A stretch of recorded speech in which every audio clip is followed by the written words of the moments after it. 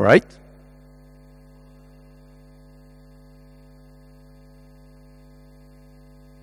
Shall we go?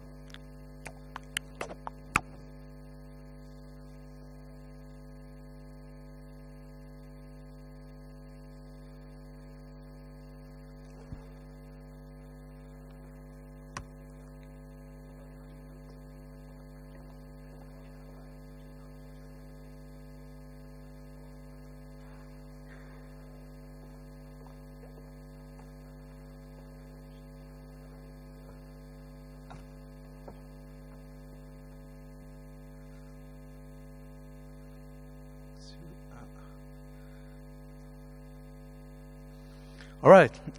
Good afternoon, everybody. We're opening the session Numbers and Senses, the panel Numbers and Senses. I'm very glad to welcome a brilliant list of speakers. So we have it's not in the order, but you make a sign, right? We have Richard Cohn, professor. You're in Sydney right now, professor at Sydney. Eran Egozy from Harmonics Music. Noam Elkies, professor at Harvard University. Dmitri Tymoczko, professor at Princeton University. John Rink, professor in Cambridge. Raphael, professor in Indiana Bloomington. Don McLean, dean of the Faculty of Music at Toronto. And Ruth Rodrigues from Raphael's institution. So the argument of this panel was initially a quotation by Diderot, a famous French philosopher of the 18th century, who said in French, c'est par les nombres et non par les sens qu'il faut estimer la sublimité de la musique.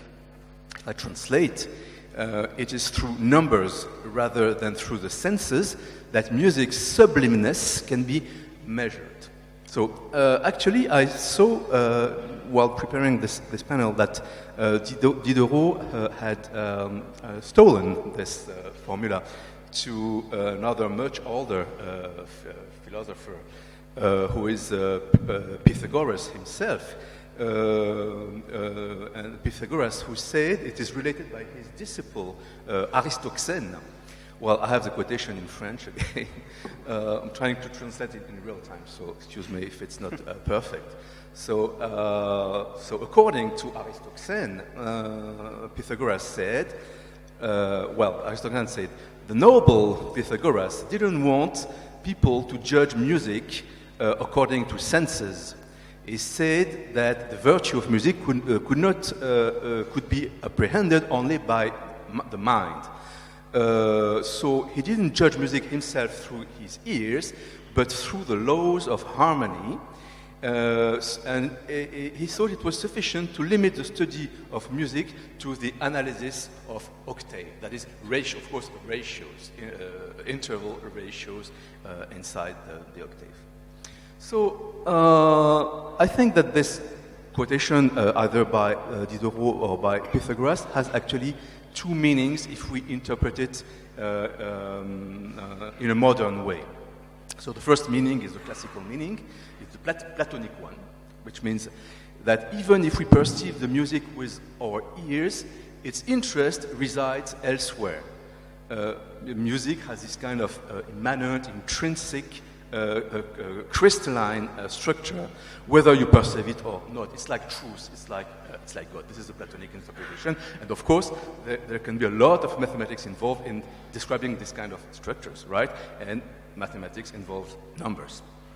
But the second meaning, and I don't think Diderot had exactly that in mind, but we cannot prevent interpreting this way, knowing what we know today through the sciences, the engineering techniques, the modeling techniques. So the second meaning, in my opinion, is the mechanism of perception and cognition of of music themselves relate to numbers. So it's not that we do not perceive through our senses, it's that if we want to understand this and model it, we're going to use numbers. So this is the modeling activity in a modern language. We would say model through quantitative models. So I propose to open this discussion through this opposition of this dialectics between two possible meanings of this question of numbers and senses, and maybe if anybody want to react on this position. Yeah, Richard.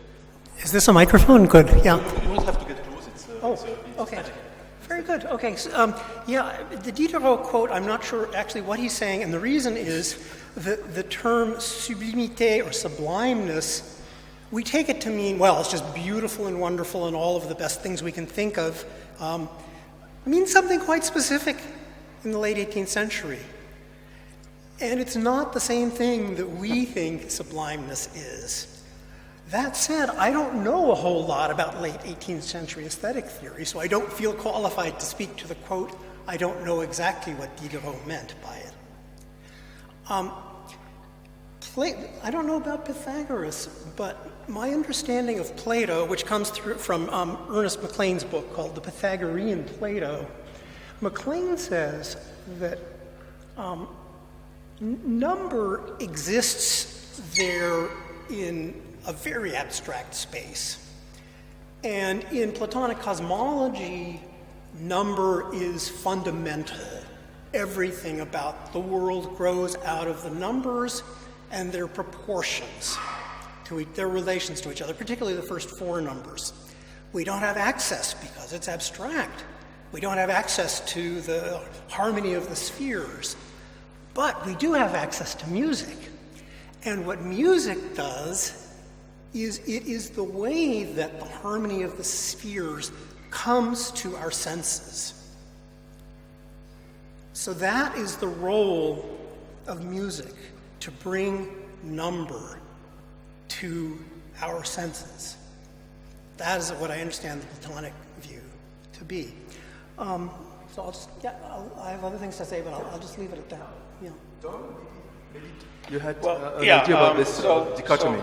Yeah, we were talking about this, and the difference between music's position in society and mathematics' position in society. And I mentioned to Gérard that Edward O. Wilson, who's written many books, and many of you will know him as the ant guy, the social structures of the insect world, but an eminent biologist and prize winner, and a specialist in statistical mathematics relative to these social structures. But he just published this last year a book modestly entitled The Meaning of Human Existence, where about 140 pages in, he says, in talking about music and then later religion, and there's no accident that the two things are close in the book, and I quote, "Human beings were made for music. Its thrill and rapture are picked up almost immediately by little children. However, the thrill, and scarcely ever rapture, of analytical mathematics comes a great deal more slowly and much later, if ever. Music served early humanity as a means of integrating societies and heightening the emotions of the people, but analytic mathematics never did. Early humans had the mental capacity to elaborate analytic mathematics, but not to love it. Only evolution by natural selection can create the need for bedrock instinctual love." And the reason I find it interesting is because this is a person who certainly isn't arguing against mathematics, because it was his livelihood in many respects as a social scientist and zoologist. But it's an interesting position on the relationship of sort of the depth of personal and human relationship to the one versus the other, and how they arise at different times in the course of human evolution and development. So, that I lay that out for people as an interesting observation. Thank you. Any other reaction? this dichotomy of sense. Noam, what do you think? Do you think that just as Chris said that Chris said numbers, but I think numbers is a general metaphor for mathematics actually in this kind of prose.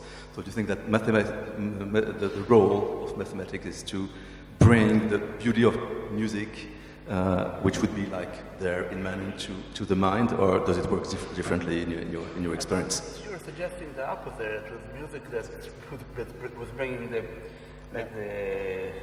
music of the spheres to our mind or something like that. I'm not actually sure if we are supposed to be trying to figure out what Diderot or Plato thought the role of music in mathematics was. I mean, because that's, that seems to be a question that, is of some academic interest, but it's not necessarily of, what any of us are actually, care about math or music for to understand Diderot.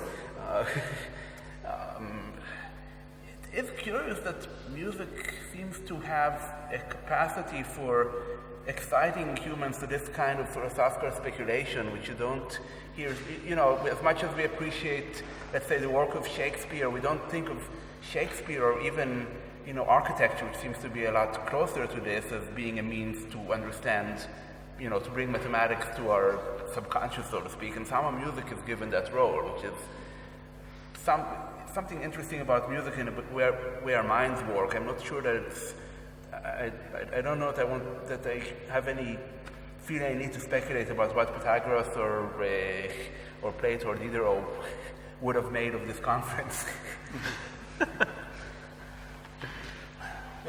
Yeah, sure. But it's not only academic, because I have in the place where I work in my lab, we are a lot in interaction with the general public, general audience, and a lot of people ask always the same question. They ask us exactly this kind of question, and I'm not always sure how to answer. That is, do we really need mathematics in order to make or understand music?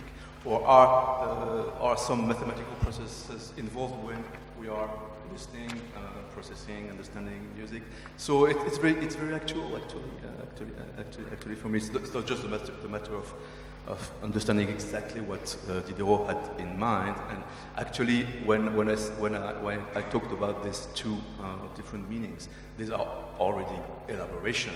That is contemporary elaboration with our culture, the way we look at considering the way we look at things, because now we know that we have all the modeling, all the mathematics and the modeling techniques and the computer that help us model. And this is why I was mentioning this two meaning.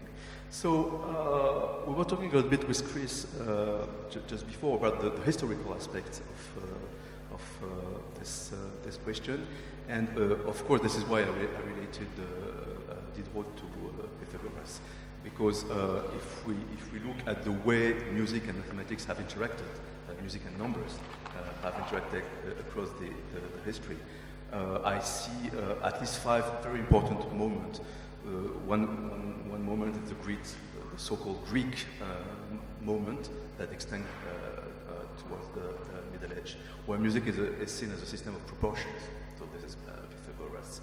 It goes up to the 19th century with descendants like Euler, Helmholtz, and many people. And then you have, at some point, you have the Leibnizian moment, the moment of Leibniz. And the interesting thing with Leibniz is that he has an influence on people, on other people, and he's also connected to Mersenne, the well-known music theorist. So the idea is that the important thing is not so much the proportion anymore, the ratios. So numbers in music are not so much the ratios, but music is seen as a combinatorial machine. So Mersenne in his treatise, Harmonia Mundi, tried to figure out all the possible combinations and to enumerate how many combinations of 5 interval, providing that you are going to use 1 times the second, 2 times the third, etc. He invents games. But these are not ratios anymore, these are combinatorial games. And then it opens up to what I call the logical moment, that is 19th century's logic. It's the emergence of modern logic, and there's this relation between logic and computation.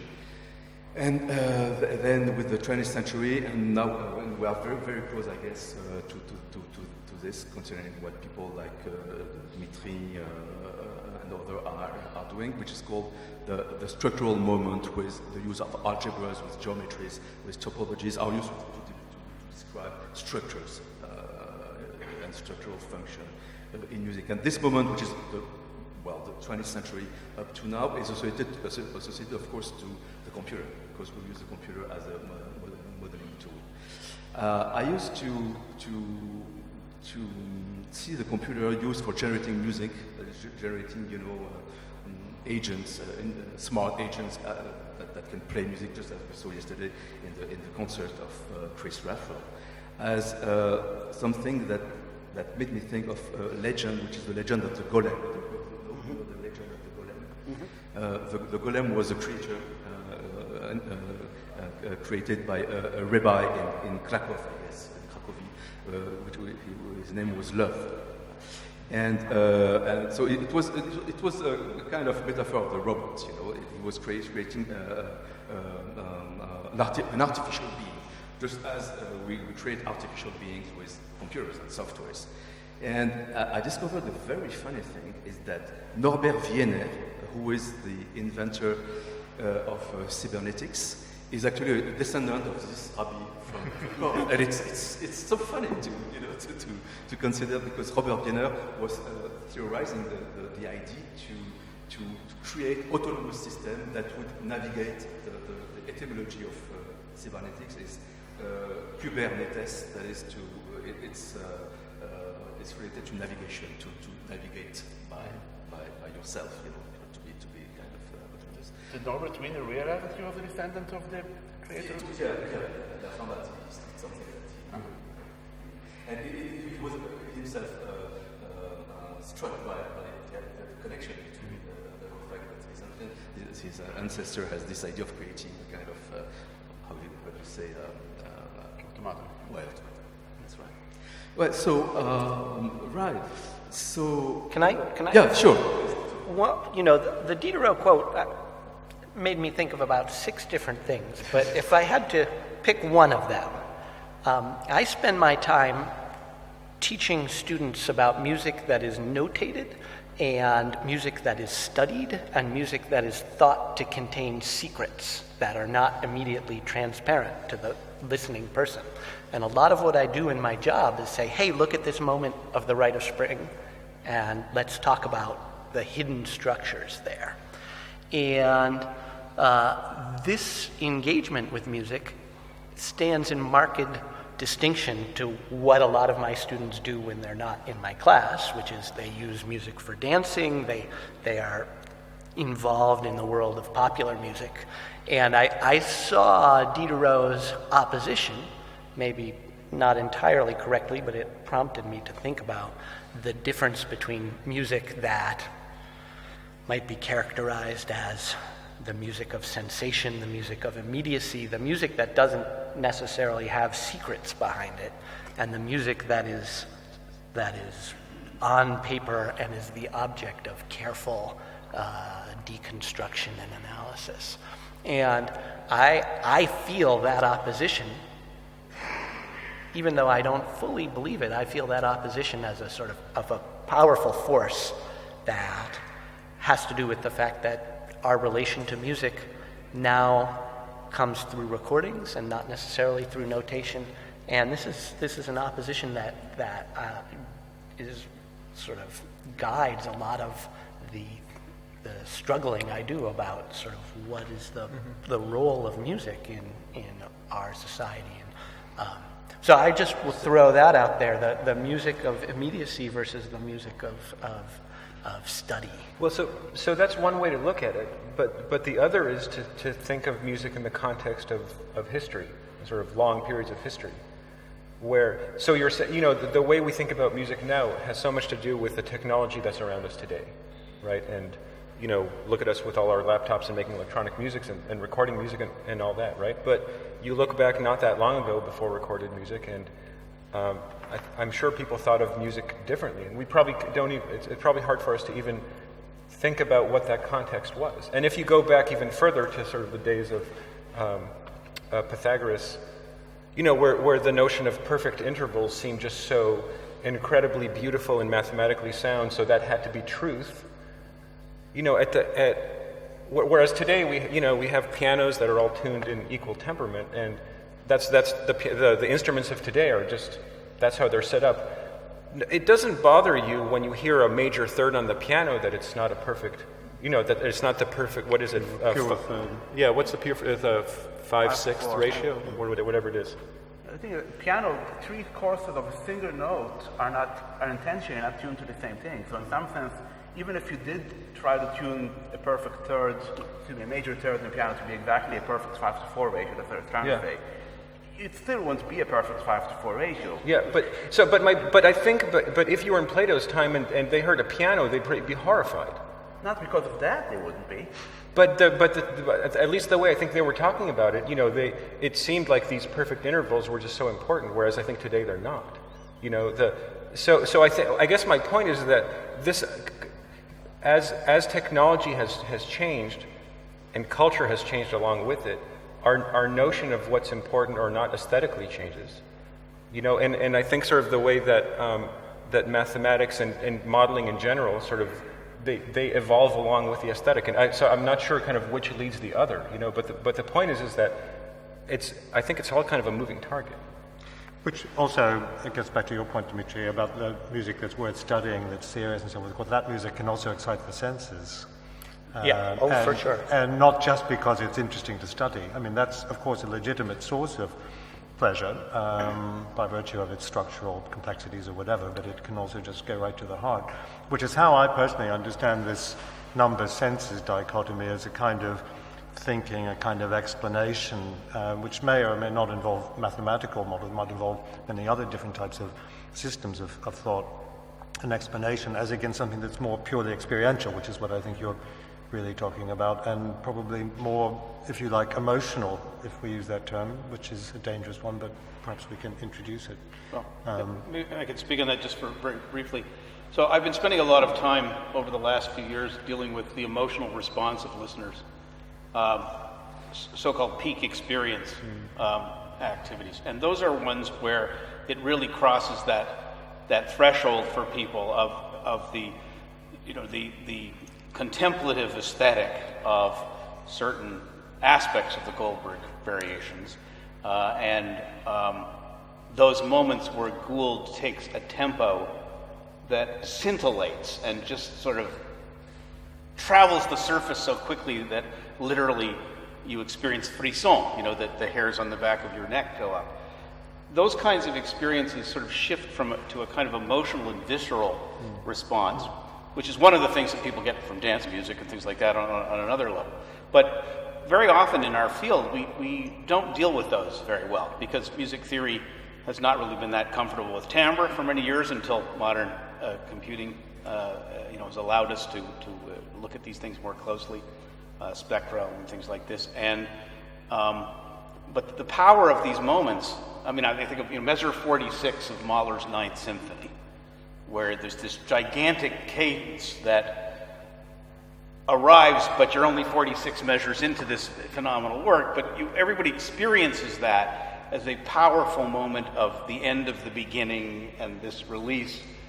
Those things are very difficult to deal with in our theoretical system, and I suppose there are certain chaotic aspects of brain function and reaction that the brain has in processing these things, but those are of a different order than cool jazz, or this kind of sense of being in the flow of a piece of music that doesn't have that visceral emotional response, but is something that we all crave and delight. I was listening to Noam today, and there was these moments of being in this lovely flow. It's not the same thing as measure 46 of Mahler's Ninth or Beethoven's Ninth in these particular places. So there's a spectrum of these things where, to pick up Dmitri's point, when you're in the classroom, you have to talk about some of these things. But in general, we've done everything we can to avoid those moments of real power.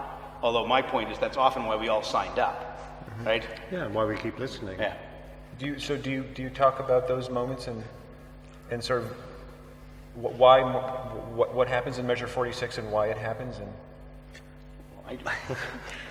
Well, you know, I think the one problem that music has is that if you think about language, there's a field linguistics, and then there's a field literary interpretation. Right. And nobody ever says to the grammarian, hey, how come you're not talking about this beautiful Shakespeare sonnet and why we feel intense emotions in line 8? Because those jobs have been carefully delineated. In the world of music, we have one field which is labeled by its subject matter. I live my life, you know, I'm a composer and a theorist, and I try to do theory a little bit more like a linguist, in the sense that I'm interested in producing theories about musical structure and saying things that I have something useful to say. I subscribe to the Wittgenstein dictum, you know, whereof we cannot speak, thereof we should stay silent. And so I have a lot of very strong emotions connected with music, but my outlet for thinking about those is more through composing and trying to write music that is powerful. I am not so interested. I like the low-hanging fruit, so when I'm doing theory, I want to theorize about the things that I can theorize about effectively. I'm clearly more suicidal than you are, but I mean, you know, having just to close this out, I mean, having taught courses called Bruckner and heavy metal, right?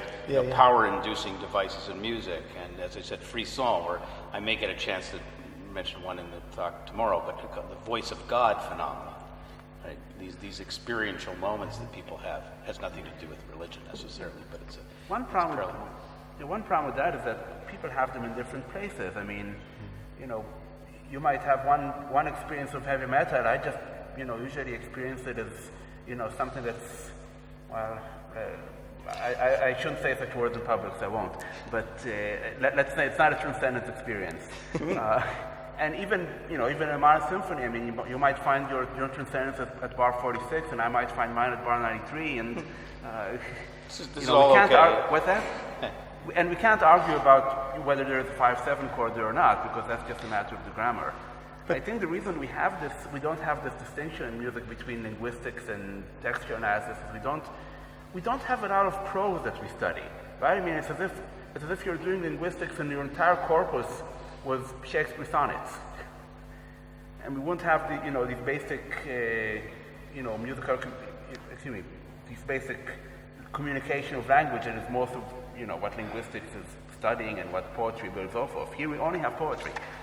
Well, there's a lot of work now on music in the galant style, 18th century music, by composers who, by and large, you all haven't heard of, right? I hadn't heard of when and looking at lots and lots of pieces by Galuppi and Leo, and these are not pieces that were moved to respond with frisson to, right? Mm-hmm.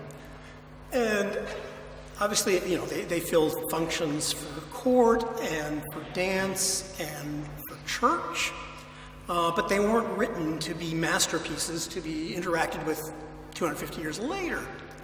And so I think that's a good candidate for musical prose. Right. What one does when one just sits down and noodles at the piano and has to then produce something for the Duke. But we don't teach that usually. Yeah. I wonder if we're talking about two fundamentally different models. I mean, the way you've described it, Dmitri, you see the numbers and senses poles as sort of irreconcilable. I mean, you couldn't bring them together.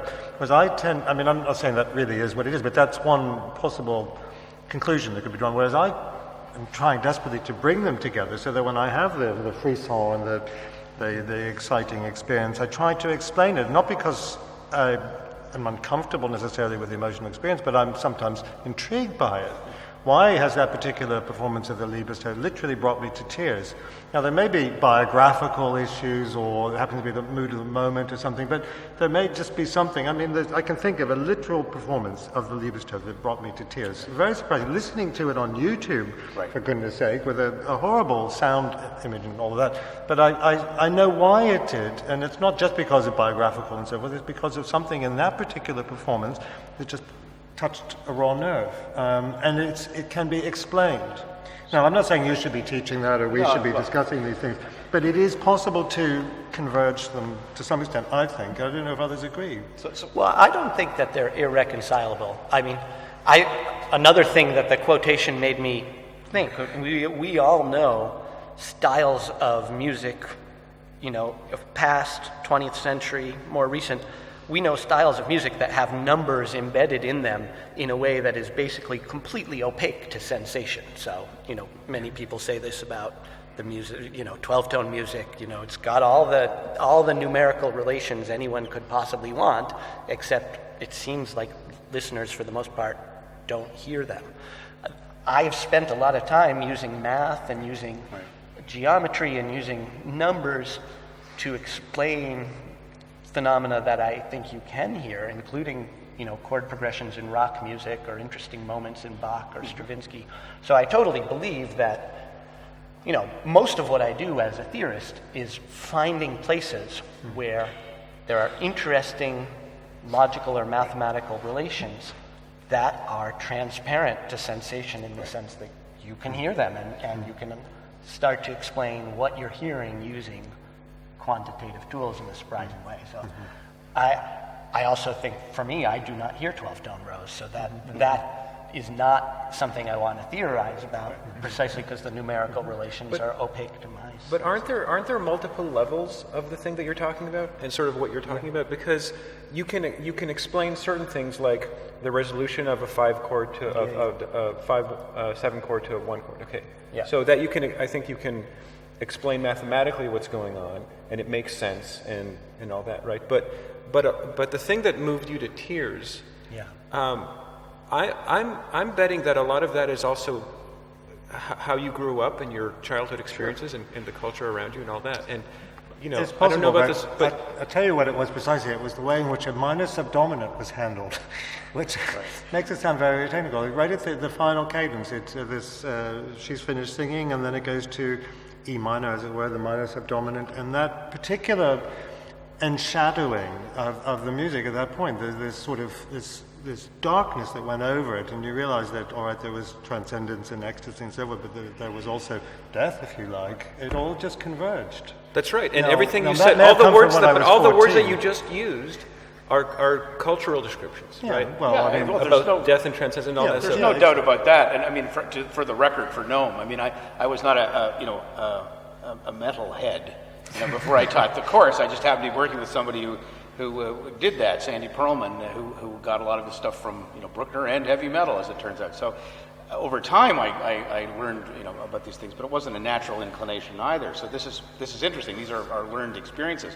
I do another talk called Hallelujah, George and Leonard, which is about the Handel's Hallelujah chorus and Leonard Cohen's Hallelujah. And it's very interesting to see the difference in these things, because Handel's Hallelujah, which of course is a cultural object, my question as a music theorist is what's built into the piece that allows these things. And it's a lot of details. Yes, it's the sequence and the rising sequence, but it's also the details of the violins who are doing these fractal sort of embellishments and these details on the surface that create this discombobulation in the listener. It's built this way. And one of the funny things about that, because of the cultural object it is, Diderot be damned sort of on this thing, right? It is you can't kill it. You can watch the turtle nuns do the comedy version of the thing. You can watch and we did it in Canada, the mall the mall performance of the thing, and which got millions of YouTube hits. It still has an effect, partly because of the cultural thing, but I would argue as a music theorist, partly because what's built into the piece. It's a very different thing actually with Cohen's Hallelujah, because there it's about the interpretive history of the piece. You listen to Cohen's first thing, it wasn't even on the label. It didn't say, featuring Hallelujah. It was on the B side, nobody cared, right? Only later did the thing become a hit, partly because of John Cale, because of Rufus Wainwright, because of all these other people who were doing the piece, and finally probably K.D. Lang. Phenomenal performance. But it's an interesting thing how certain pieces accrue this emotional response and expand it in the community. And I guess as a music theorist, I'm interested in what's built into the pieces that allows that to happen. So I just want to say that there's a whole bunch of heavy metal that I actually genuinely like. Yeah. So I admit to it, right? Just picking up on something Dmitri said, I want to try and steer things back to numbers and senses. Right. The moment of a certain approach to composition, which we associate with high modernism, post-war American or Western European, where you have calculations that you build and you sort of engineer composition around. It's interesting that it's not the only historical moment where this comes up, which gives you a feeling that maybe there's something down in some undercurrent. So, there's late 14th century moment of what's called the ars subtilia work, okay? And there are various moments when people were moved to construct music according to Fibonacci proportions, right? It's a little bit overblown, but there's evidence, for example, that in the 15th century, Guillaume Dufay wrote music based on that. So there is something people keep coming back to every now and then. Or geometric relationships, hugely important, which Stephen Emerson showed today, numbers attached to letters.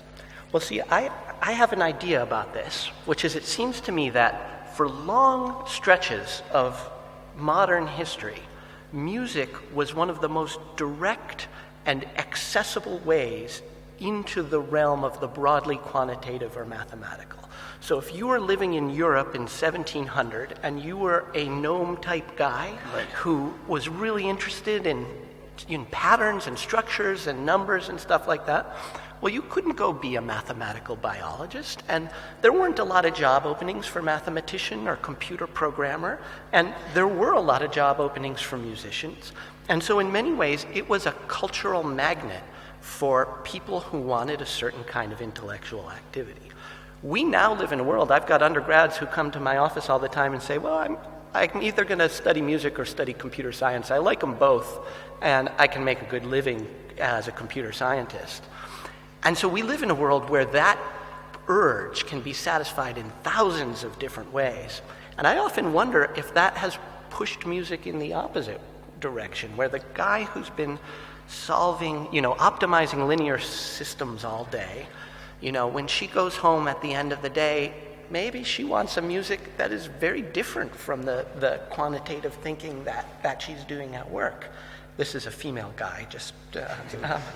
So, that's. I have no idea whether that's true, but I do believe that our needs for a very mathematical music might be changing over time. I don't perceive the music that I spend most of my time writing and playing as specifically mathematical. I mean, I'm sure, being that it's occupying parts of the same brain, there is some crosstalk, but it's not.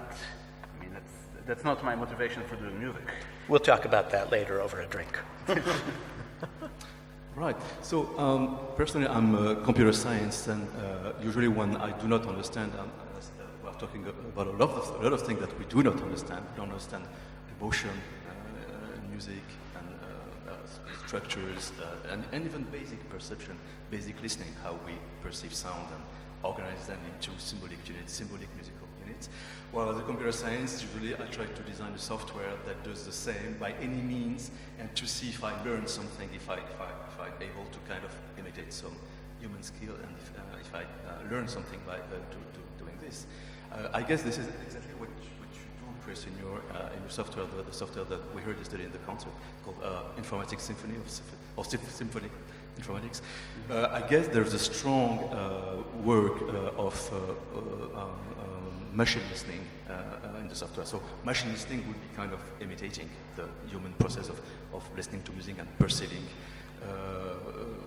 getting from a raw stream of signal and even getting from the raw acoustics signal information and organizing information into higher level units up to the point where you get some symbolic stream that looks like music and that you can look at as if it were music. So I wanted to ask you, is there something like such thing as machine listening? I mean, when you program your software, which works so well, do you think that you are increasing your understanding of what we are actually doing when we are listening to music, or just it works and it does something, but maybe it's a completely different process. Well, I think I'll disappoint you with my answer, which briefly put is no. I think the really interesting things to do with machine listening are in very circumscribed, rule-bound domains that are far different from the world that we live in most of the time, where we hear multiple conversations simultaneously with street noise and various background chatter, and somehow we manage to sort these things out. These are not good problems for machine listening.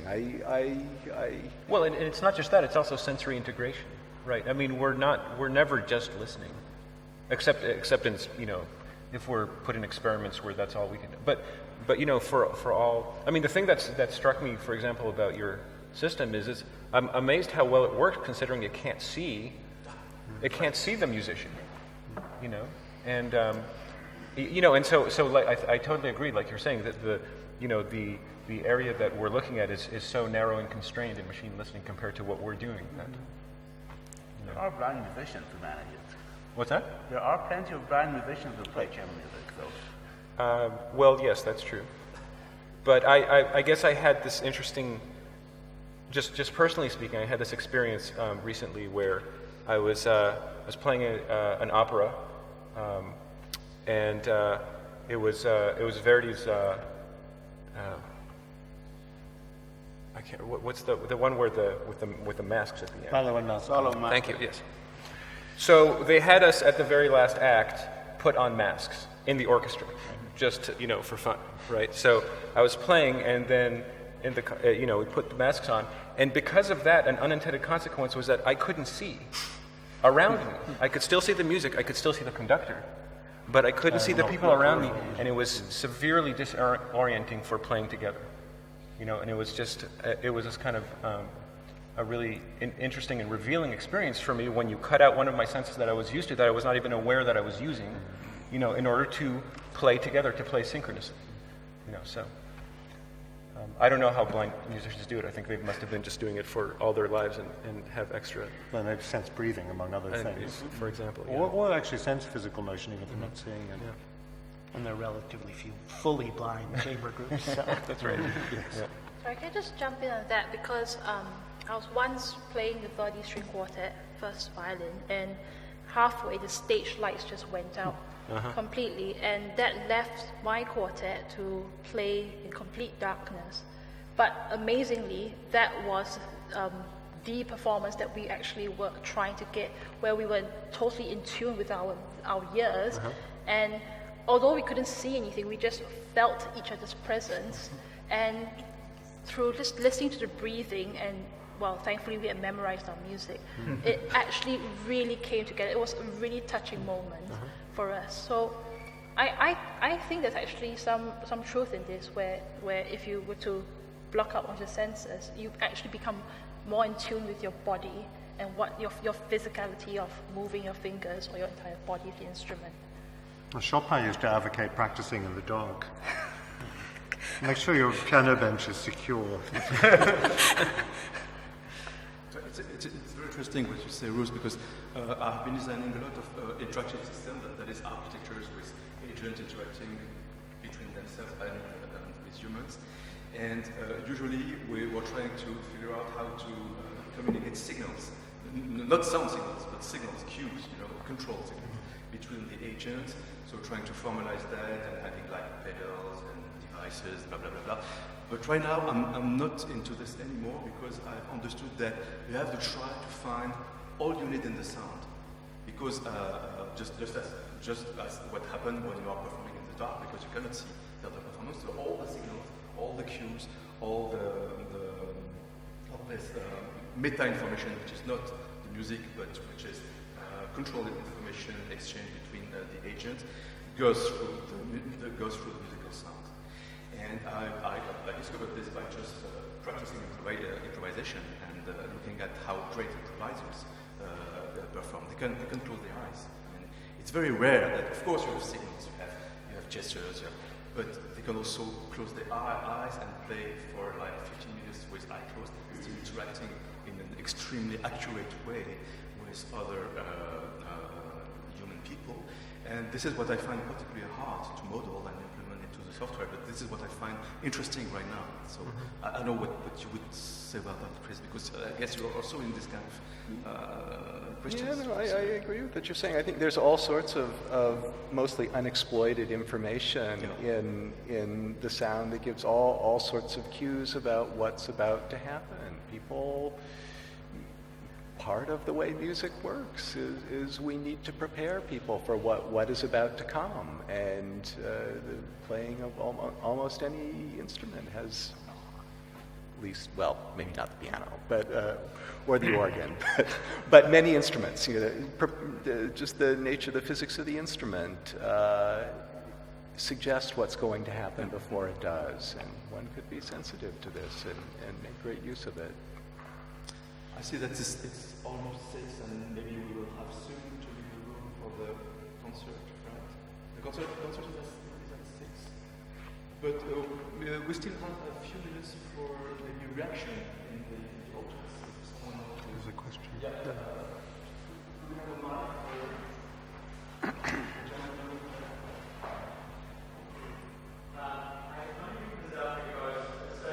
for You mentioned music that's notated and written down, and you're trying to interpret it and trying to second guess the composer's intent. And Madam, you mentioned when the lights went out, your experience of performing music was transformed. In a sense, what we're doing is actually talking about what is sometimes called dead white man's music. There is a living, breathing tradition which actually does not see any conflict between mathematics and the senses. Numbers and senses are equally important. In fact, you can't do one without the other. And I grew up in India, and Indian classical musical tradition, in fact, they start out by teaching you mathematics. In fact, not only your times tables or your additive tables, but adding fractions, multiplying fractions, because the rhythmic patterns, rhythmic complexity derives a lot from very complex fractional mathematics.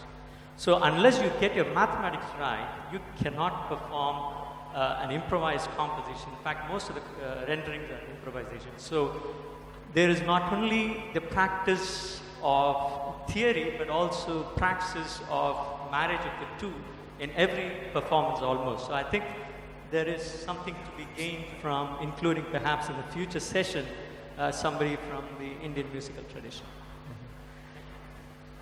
Also dancers. Dancers are trained the same way, right? They don't have to add fractions, though. They just have to count to 8, right? No, it's a lot bigger than 8. Well, well, talk to this gentleman, but Indian talas go well beyond 8. that's what I'm saying. Indian talas have to do a lot more complicated. Oh, you're talking about Indian dancers? Yes. I'm sorry. I thought you were talking about dancers. No, he's talking about Oh, Indian yeah, of course. Yes, right. Yes. Guess you were talking about Carnatic music? Yes, which is highly... Yeah, I'm sorry, I misunderstood. I thought you were talking about, ballet dancers. So I guess this could be the word of the end, except if someone has a pressure for adding a last word. So if it's not the case, thanks to all for your attention. The session is now over.